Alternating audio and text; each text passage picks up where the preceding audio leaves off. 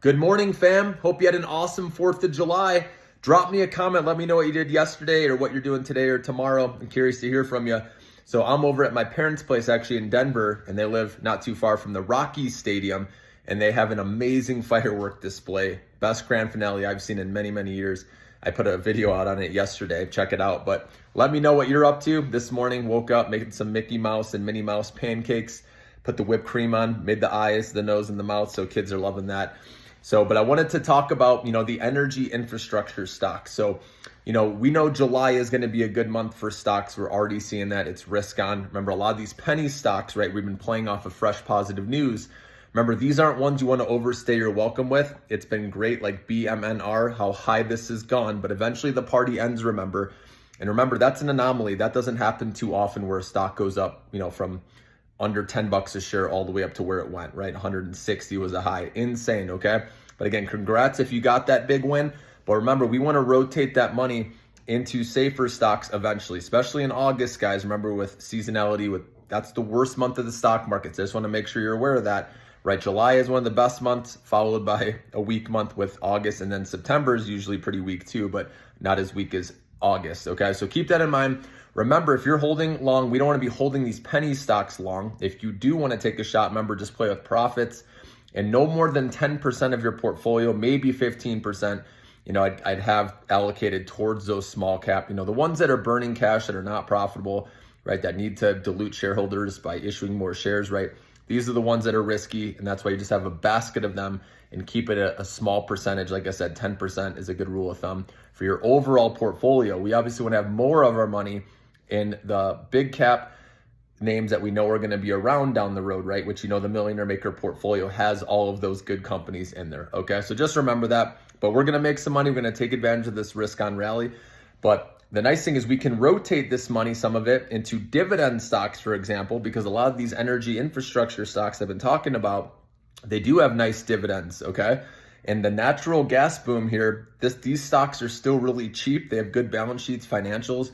And so I think there's going to be a good opportunity. Now, obviously, they're not going to be as exciting as playing these penny stocks. I understand once you experience these huge gains, it's hard to go back to the boring ones.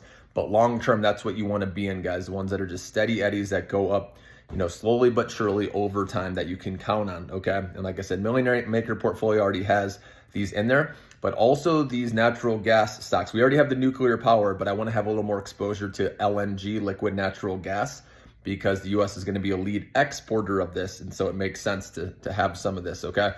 And I've been researching, some names, and I'm looking more at the small caps right now, or mid caps, because they could have more upside in July, okay?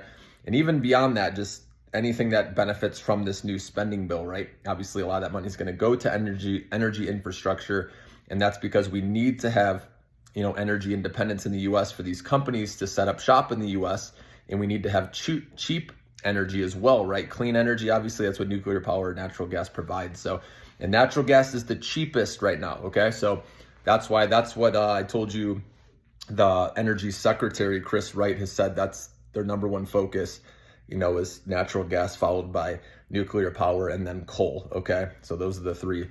Coal's coming back online, so you can look at those stocks as well. And I know some of you have dropped comments on each of these categories. There's also geothermal power, guys, I'm going to be looking at as well. If you know any good names in this sector, they're benefiting from this new spending bill as well, or with the energy infrastructure boom, okay? But anyways, Bloom Energy, BE is the ticker symbol. This is one I like that has just over a $5 billion market cap. They benefit from the spending bill I was reading.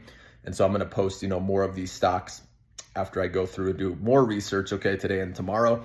But again, if you know some, drop me a comment if you've done research and you have some that are really good, that, have strong balance sheets, financials, all that. So a lot of these you'll see in the natural gas, right? They're involved with oil exploration as well.